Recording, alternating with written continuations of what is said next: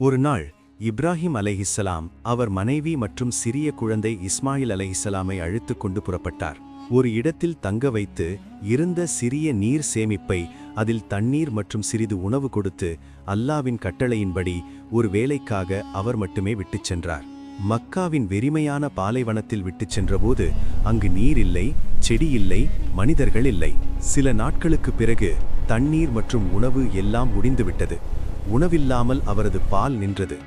இஸ்மாயில் அலைஹிஸ்ஸலாம் பசி மற்றும் தாகத்தால் அழத் தொடங்கினார். ஹாஜிரா இந்த காட்சியை தாங்க முடியவில்லை. அவர் சஃபா மலை ஏறி சுற்றிலும் பார்த்தார். யாரும் தெரியவில்லை. பின்னர் மர்வாவின் பக்கம் ஓடினார். ஆனால் அங்கும் எதுவும் கிடைக்கவில்லை. இப்படி சஃபா மற்றும் மர்வா இடையே 7 முறை ஓடினார். எங்கிருந்தாவது உதவி கிடைக்கும், தண்ணீர் கிடைக்கும், யாராவது மனிதன் தெரிவார்கள் என்ற நம்பிக்கையில். மர்வாவில் வந்து பின்னால் பார்த்தபோது இஸ்மாயில் அலைஹிஸ்ஸலாம் தங்கள் காலால் மண்ணை தாக்கிக் கொண்டிருந்தார். அவர்கள் கால் தாக்கிய இடத்தில் தண்ணீர் கசிவு வெளியேறியது. ஹாஜிரா ஓடிச் சென்று ஜம் ஜம் ஜம் என்று கூறினார். அதாவது நில்லு நில்லு என்று அர்த்தம்.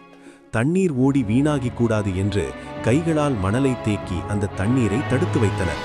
அல்லாஹ் தஆலா அந்த தண்ணீரில் பர்க்கத் வைத்தார். அது இன்று வரை ஓடுகிறது, ஒருபோதும் முடியவில்லை. ரசூல் அல்லாஹ் ஸல்லல்லாஹு அலைஹி வஸல்லம் கூறினார்கள், ஜம்ஜமின் தண்ணீரை எந்த நிய்யத்துடன் குடித்தாலும் அல்லாஹ் அந்த நிய்யத்தை நிறைவேற்றுவார்.